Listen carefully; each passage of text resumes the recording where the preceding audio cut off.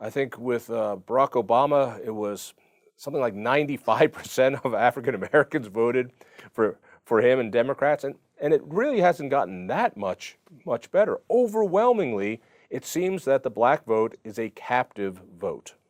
Why? It is, and it's to their detriment. But what is it that Republicans are doing to encourage them to vote for them? Let me give you an example of what one conservative Republican did to win office. In 1990 in Los Angeles, there has not been a Republican mayor of Los Angeles in 35 years. And so a white conservative businessman, Dick Riordan, went to East LA 2 years before he declared for the mayor and worked with local groups. And they recruited his friends and they built an after-school center called the Riordan Center and worked with the groups to help them with it. When he declared for the mayor, he won the first republic because he planted charitably and he harvested politically, but he didn't plant and harvest in the same year. While race is in the air everywhere in Colorado and around the nation after we suffered a summer of violence under Black Lives Matter, I thought it'd be worth talking to one of the greats in the civil rights movement, Bob Woodson, who came out with a new book, his Lessons for the Least of These, your 10 rules. Hey, I want to get into that, but first, I just want to thank you for all you've done for the civil rights movement, not only working with the NAACP, but also you were the one who really tried to change neighborhoods, and your Woodson Center was really focused on changing the neighborhoods where African Americans lived. Tell me just a little bit about that. Well, as a young civil rights activist in the 60s, I led demonstrations and I parted company with the traditional leadership because I opposed force busing for integration. I said that the opposite of segregation is desegregation, it is not integration. That what we ought to do is pursue excellence. And if you pursue excellence, then integration will be a byproduct of excellence. And so I parted company there. Also, I led demonstrations outside of a pharmaceutical company. When they desegregated, they hired 9 Black PhD chemists. And when we asked them to join our movement, they said they got these jobs because they were qualified, not because of the sacrifices that we made. And I realized then I was in the wrong struggle, that it wasn't that just removing racial barriers were not enough, that people have to be prepared to walk through the doors of opportunity. But then the civil rights movement changed from being a moral movement pursuing social change as defined by Dr. King, because they became part of the political establishment. A lot of civil rights leaders, Maynard Jackson and others, got elected to office, run these democratic cities. And then the poverty programs over the last 50 years spent about $22 trillion on programs. And they were the ones administering these programs in these cities. And 70 cents of every one of those dollars that were spent on the poor did not go to the poor, but it went to professional service providers that they were seeking problems that were fundable, not ones that were solvable. When you so we create. I was just going to ask. I'll stop.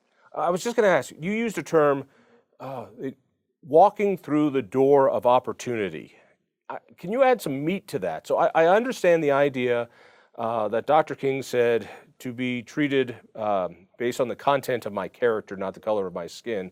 The story you gave of the pharmaceutical company saying, no, we didn't hire these guys because they're black. We hired them because they're the most qualified. So am I to read going through the door of opportunity as it's not enough just to allow minorities in, but we have to make sure that they're ready so that they're the best candidate to go in? How do you read that?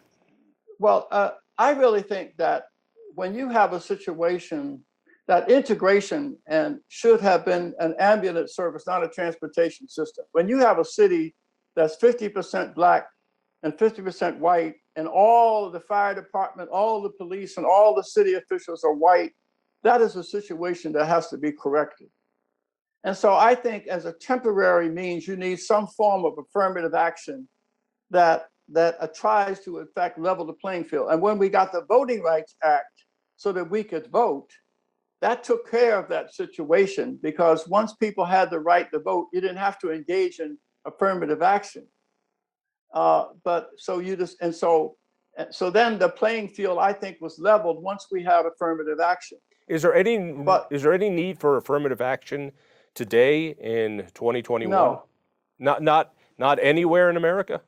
no. The question is, if racism were why are blacks failing in systems run by their own people? In the last 50 years, all of the major cities where you have these so-called inequities have been won by black Democratic politicians. They run the school boards, the courts, the healthcare systems, all of them.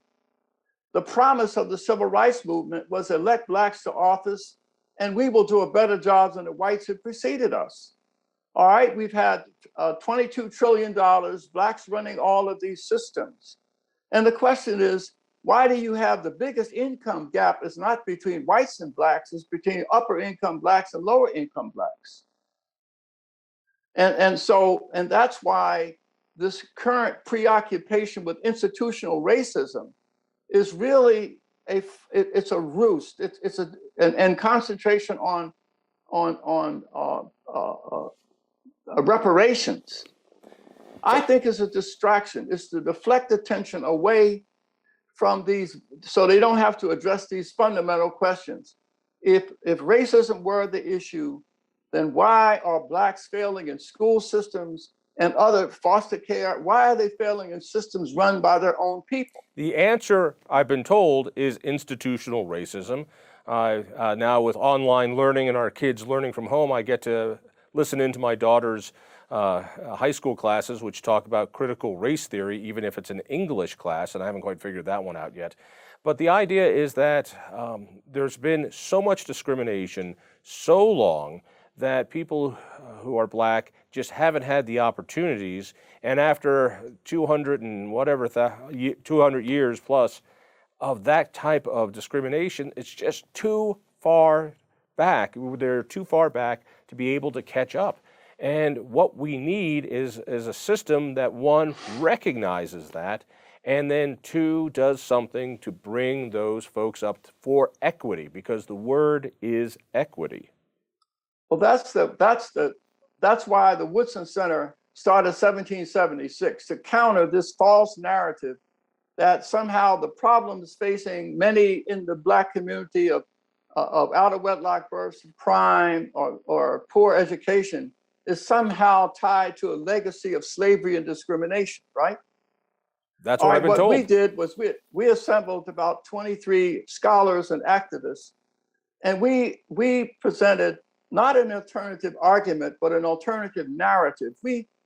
And so what we did was document the fact is that if even doing the jury segregation in between 1920 and 1940, when America had segregation as the rule of law, no political representation, the education gap between blacks and whites in the South between 1920 was 3 years. It was eighth grade for whites, 5th grade for blacks.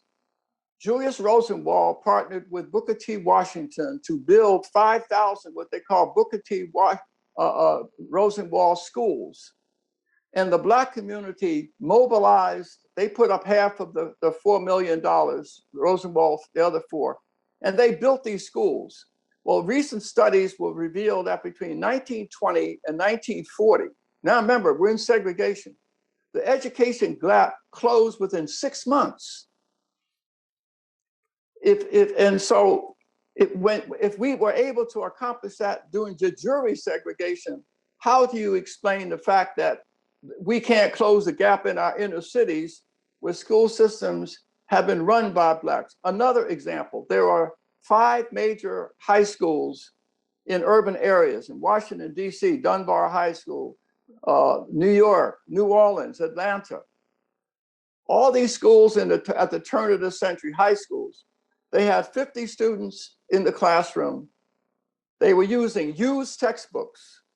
They had half the budgets of white schools, and the buildings were crumbling. And in every one of these high schools, the students out-tested all of the white high schools in those cities. How did they manage to do that? What was the magic? Self-determination, self-determination, hard work, persistence, resilience. And remember, these were the students of maids, butlers, laborers. And so what we did, we have documented these, that when we were denied access to hotels, we established our own, financed by our own banks. We have the Wallahaji Hotel in Atlanta, the Carver and Calvert Hotel in Miami, the St. Teresa in New York, the St. Charles in Chicago. And so in Chicago in 1929, there were 731 Black-owned businesses, 100 million in real estate assets when we're being redlined. So when whites were at their worst, Blacks were at their best. But this is the history that we need to be teaching students. It almost sounds, though, that you're apologizing or even supporting segregation, and that if only we had white schools and black schools, then those black schools would finally catch up. No, that's not the point.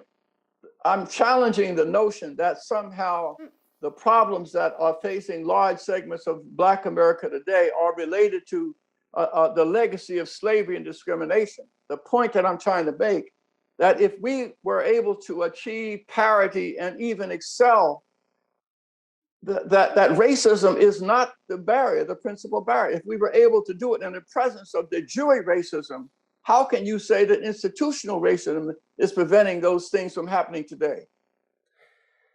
So let's dive into this, if you don't mind. So no. I was born a little later than you. I was born in 1964. I was born after the Civil Rights Act.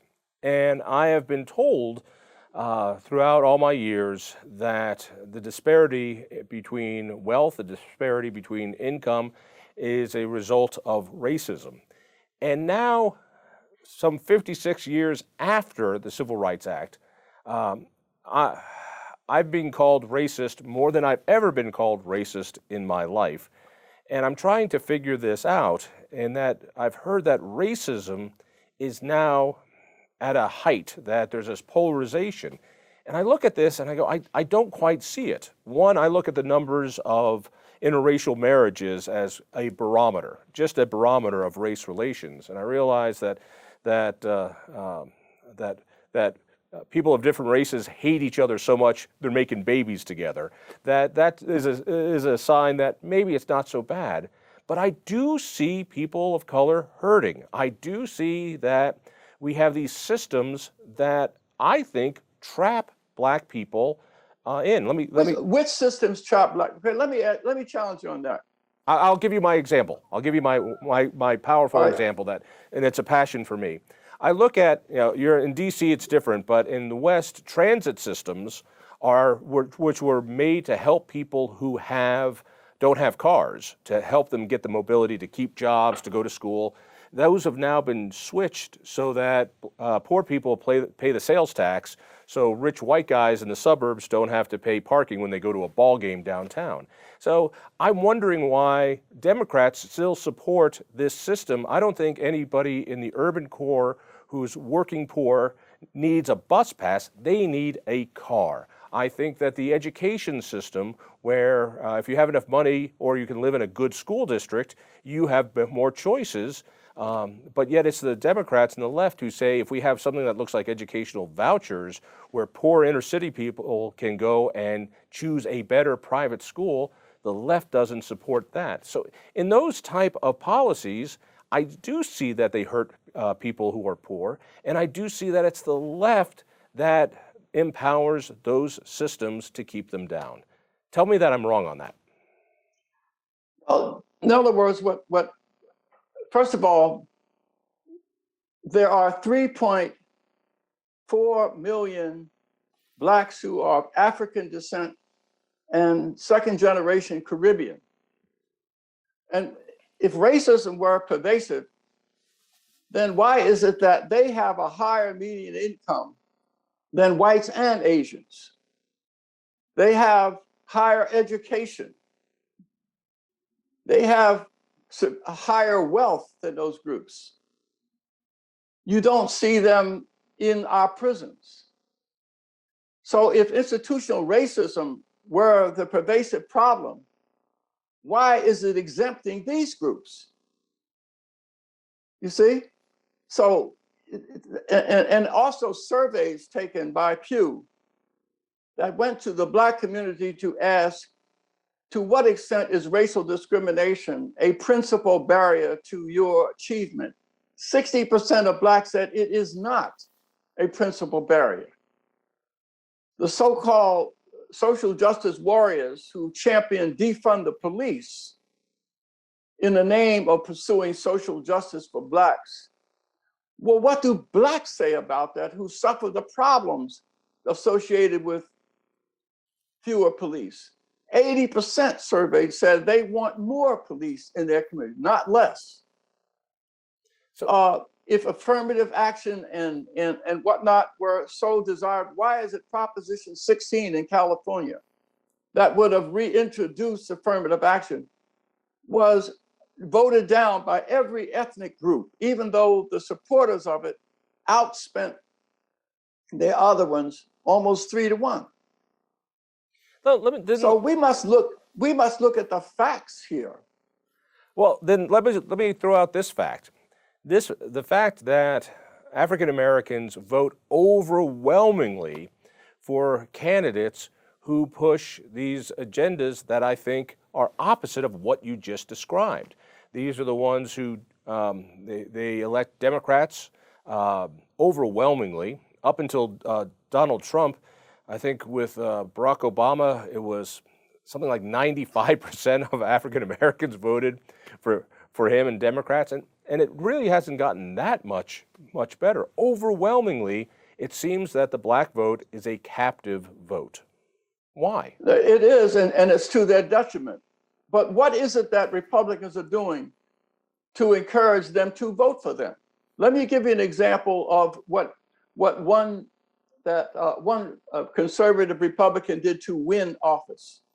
In 1990 in Los Angeles, there has not been a Republican mayor of Los Angeles in 35 years.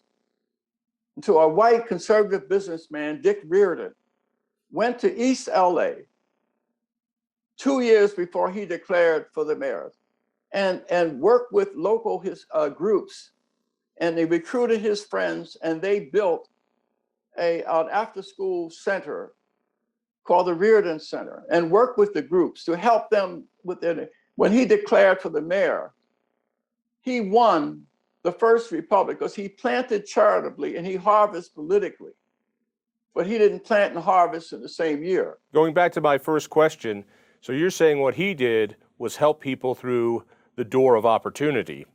And Absolutely. Once you do that, people don't see it as race, they see it as grabbing opportunity. Then why is exactly. Steve Goldsmith did the same thing in Indianapolis, Indiana. Yeah. But then the question is, then why didn't Republicans use Steve Goldsmith and Dick Riordan as models for what they should do in cities? They ignored him. I would also say that Donald Trump did more for African Americans than any Republican, in that with the Trump economy before COVID, Black unemployment was at its very lowest. And I think even more importantly, people on the lower end of the economic scale were getting pay raises at a higher rate than those at the higher end. That is huge. And if you're a Bernieite or if you're AOC, how do you answer that? Because you wanted low unemployment for African Americans, you wanted them to get higher raises than rich guys, and here we have it. All right, so But Trump got more votes than any other Republican since Nixon. Yeah, 18% of African Americans. Yeah, African American vote. He got 18%. It's the highest since Nixon. Then why was Trump painted with the racist label? And mind you, I can grab so many clips that would give me a reason to believe he is racist. But how do you square Trump's alleged racism with getting more of the black vote than any other Republican? Because blacks do not get up every day and worry about racism. It's the so-called spokesperson who defined blacks. There have been 3 studies by the Joint Center for Political and Economic Study, a liberal democratic think tank in Washington, D.C., when they polled every 4 years the black community as to what are the issues most important to them. Race only came out at 8%. But the so-called spokesperson tries to convey this notion that every black gets up every day thinking nothing of race. That is just not true. I have And a let me hard give you another quick example of DeSantis. To 2018, in the gubernatorial race, when Gillum, a black a mayor of Tampa, ran against DeSantis, a white Republican, Gillum brought in Oprah Winfrey and Obama to campaign for him. And he won by 32,000 votes because 100,000 low-income black parents voted for the Republican because of choice in education. And so it was the black vote that got this Republican elected, and they voted against Oprah and against Obama. So that tells you that there's a willingness on the part of poor blacks to break ranks with Democrats if Republicans come in and offer an alternative. Do you see a parallel between how you broke ranks with the NAACP in the late 60s and the voters that you just described? Is it the same thought process? And if so, why aren't there more of you? Well, first of all, I have said among my conservative friends, if you were invading Normandy in the Second World War, you would only have an Air Force and a Navy and have no Marines or soldiers. Conservatives do not know how to operate a ground game. They really believe if you just present the ideas, that's enough to recruit people. George Soros goes into these communities and gets people elected to the school board, to the DA's office. Are you saying that he goes in with a ground game? What do you mean by ground game? Put a little meat on that. Are you talking about community activists, community organizers who are out there spending time knocking on doors? I'll give you an example. George Soros's action group in Baltimore. I went to their annual dinner, and they gave scholarships to 20 people that enabled them to volunteer their time for a year working in the community. Every one of the people were either ex-offenders or grassroots leaders. And when I go to any of the conservative think tanks, who do we reward? Scholars, thinkers, most of them white.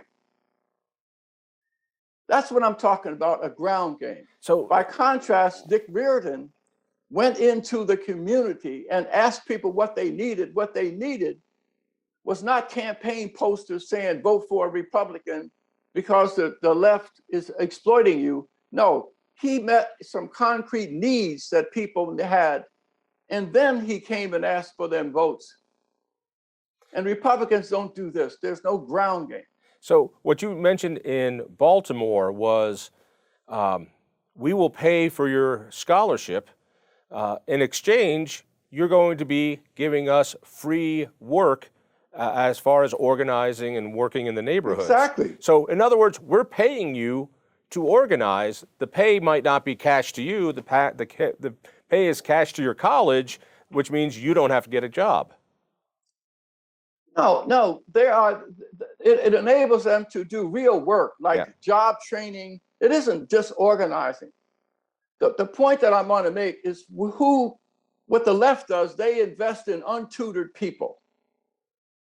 Those of us on the right only invest in well-credentialed people who are in our think tanks, who write about the poor and write about people they never talk to.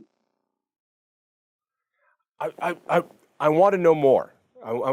Pardon me as I pick away at this. So I've always said that people on our team, Team Freedom, Team Liberty, we like to be right. We like to be correct. We like to, but we don't like to win.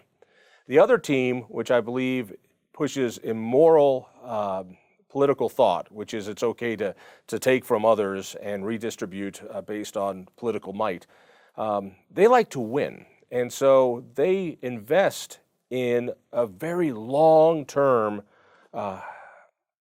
way of change. Whereas our team, we have donors who want a quick win. The next election we want to win.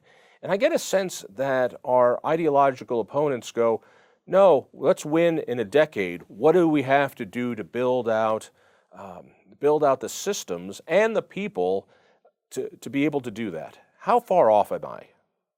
To what extent do we go out and find people? The way we do it is we find people that embody the principles of the founders, and we support them to help themselves. And then that's how you build a coalition. That people want to see a sermon, they don't want to hear it. Say that again, because that's fascinating. People want to see a sermon, they don't want to hear it. What do you mean by that? It mean intellectuals tend to believe that. I'll give you an example of when I first met my first conservative. I had in the 70s with James Q. Wilson and Van der Haag and Peter Berger. I was brought in as an activist at AEI with Peter Berger. And James Q. Wilson, who was, James, he said that if you increase the cost of crime by increasing the penalties, crime will go down. In other words, so that was the dominant. So I had a discussion and a debate with him. And I said, James, among the people that I know in these inner cities, that's like threatening a kamikaze pilot with death. You don't understand that these kids don't expect to live. And so therefore, that will have no impact.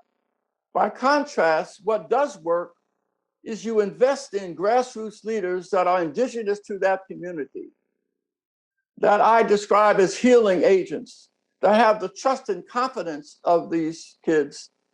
And once they summon them to life by witnessing to them that just because you start life with handicaps, you don't have to stay there.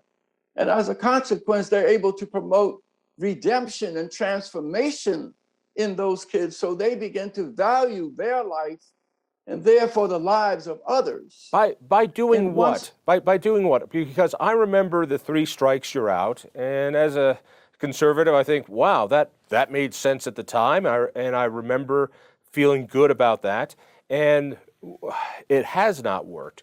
So on one side, you have an immediate problem of health and safety in a community, but investing in the community, finding leaders, helping them solve community problems, that is really a long-term play, isn't it?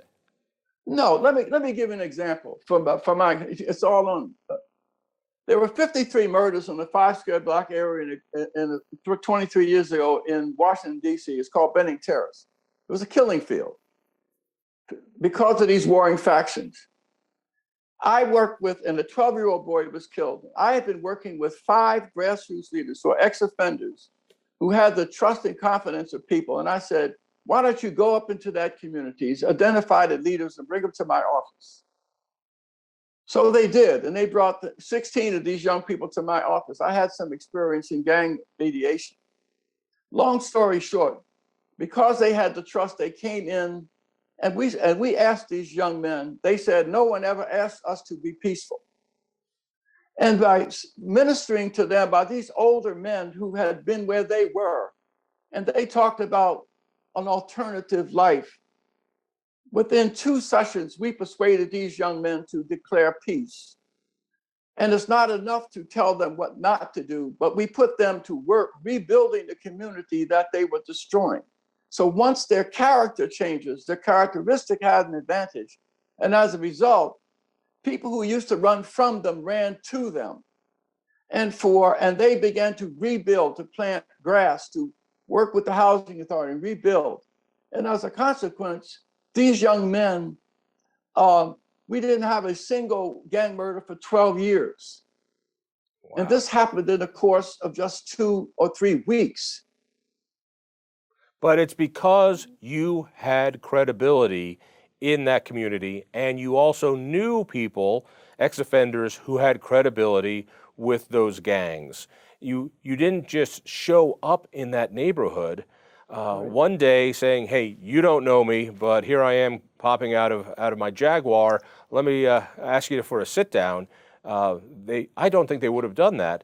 But being a known quantity, and the ex-offenders who were known quantities, how should conservatives, free marketeers, people who believe in liberty, who want to help these folks get better educations, get property rights, have real mobility, have real healthcare choices, how do you find those? Why? Because you got to understand those trusted people. Conservatives understand that only 3% of Americans in our market economy are entrepreneurs, right? They generate 70% of the job. They tend to be C students, not A students. A students come back to universities and teach, C students endow. And so, I don't think anyone has put it as succinctly as that. I think about the people throughout Colorado's history who have built the most, who have created the most, who sell the most, and you just described them to a T. Well, the same phenomena, the same principles that work in our market economy works in our social economy. There's a small group of social entrepreneurs that have the same qualities and characteristics as a commercial entrepreneur. They're innovative, they have a belief. So what we do is go in and find that small core group of social entrepreneurs, the Josephs, if you will, and we invest in them and then provide them with the resources so when the young men put down their guns, they're able to get jobs. What is a social entrepreneur? Social entrepreneur. I know what a capitalistic entrepreneur is. What is a social? Okay, what is a capitalistic? What are the characteristics of a capitalist entrepreneur? For me, a capitalistic entrepreneur sees financial solutions, sees innovation where others don't, and risks his capital or capital he's been able to convince from others, and puts his own reputation, his own money, his own life on the line because he knows that there's this missing link, and if I do this, I will be rewarded, and they all will have a problem solved through the marketplace. If only there's a computer program that can find a way to deliver this product to that door, I'll become a zillionaire. But also, those people will sell more. Those people will get better service. We all win. That I understand as an economic or a business entrepreneur. What is a social entrepreneur? All right, let me just profile someone who followed the same course. There's a guy named Teague who spent 10 years in prison. He goes into a public housing project that they don't know him. He introduces himself and he persuades these young men to come with him on a Sunday when the pool hall is closed, to come in. He rented it with his own money and got them talking among themselves. He developed trust because they know that he was in prison. He's been where they are. And then he started to work with them every day. He would show up, and then he had 20 young men. And then, so he developed the same group, a core group of young men, and he persuaded them to stop fighting one another. And then we provided him with the resources so he could do more and build. And next thing you know, he had a change in the whole community. They went from predatory to become ambassadors of peace, the same process that he followed. I want to dive down more because you are fascinating me. But it sounds like what he created was a church. A guy moves into town, he has a room, he brings people together, starts preaching to them or converting them, No, talking to witnesses them. to them, not preach to them. What's the difference? The difference is to demonstrate by his life, to say, I have been there. I had a mother who was a drug addict. My dad was in prison. I've been there, and I can tell you that I'm a living witness that you can change. If I was able to change, given what I have been through, you can change. Is the He church gets is the instant. church analogy that I'm using a bad analogy? So is he a social Yeah, entrepreneur or is he a minister? you call it whatever you want. Okay. I don't care what you label it. I call it a social entrepreneur. You call it a minister. I say it's a social entrepreneur. How does a you said it's the C students who do the endowments later. So if there is a white C student out there who now has his fortune, has some money to reinvest into the community, how in the world would that guy in his world find the guy you just talked about who learned his lesson and wants to invest in a community and make sure others learn from his mistake? I can't imagine two different worlds. Where's the connector? The Bradley Foundation asked me that question back in the early 90s in Milwaukee. They said, Bob, our consultants told us that those people don't exist. I said, I know where to look. Always trust consultants. The one thing I've always learned is that consultants are never wrong. Well, which you bring in as an intermediary. You know, I'm familiar with the streets and the suites. I walk on both sides. And there are other people in cities. If I go into another city, I look for my counterpart in that city. I look for people who are trusted by people outside, but trusted by people inside. And so what the Bradley Foundation said, I said, I have never been on the streets of Milwaukee, but I know where to look. So I went to the barbershops, the hairdressers, and local grocery stores. And I asked, where do people turn to when they're in trouble and in crisis? And the same three names kept coming up. And I knocked on their doors, introduced myself, and I said, who else does what you do? And each of them gave me three other names. Next thing you know, I got 15 people in the room. And then I asked those, and so the Bradley Foundation, then I said, these are a group of people, some of them never met, but they are your indigenous social entrepreneurs. Invest in them. Because you know, an entrepreneur needs two things from a venture capitalist, right? They need capital, but they all need managerial assistance.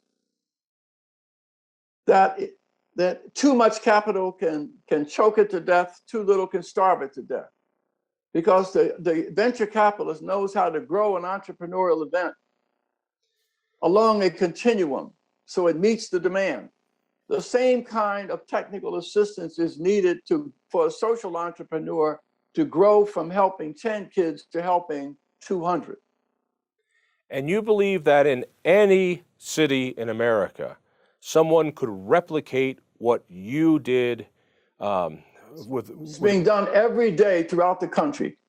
If I go, I'm being asked to come into Youngstown, Ohio, by the mayor and the chief of police and some grassroots leaders.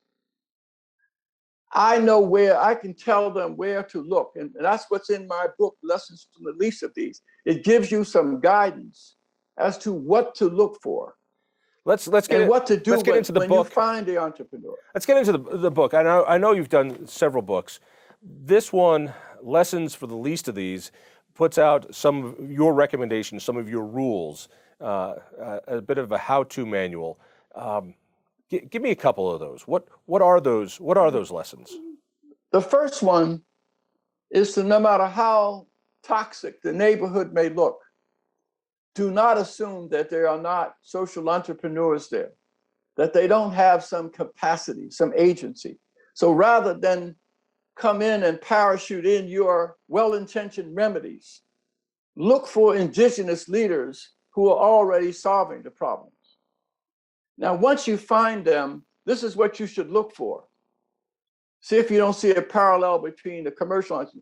Look for people who did not start as a result of funding, that they went into their own pockets to start their social enterprise. They funded it. They're self-funding.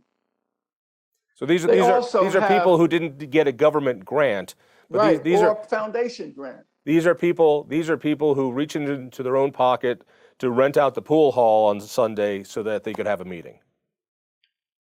The kids needed coats. They went into their pockets and purchased overcoats for the kids. They did it. So that's one of the characteristics. The second one is you will find transparency is another characteristic of a legitimate grassroots leader. They will willingly share with you their background, their faults, and they will tell you honestly what they do. So that's the second characteristic, transparency. And they have integrity. They're trusted. And so those are some of and they have resilience. Resilience is another characteristic. Let's finish this up with this question. Thank you for being so generous with your time. This is something I was really looking forward to. If you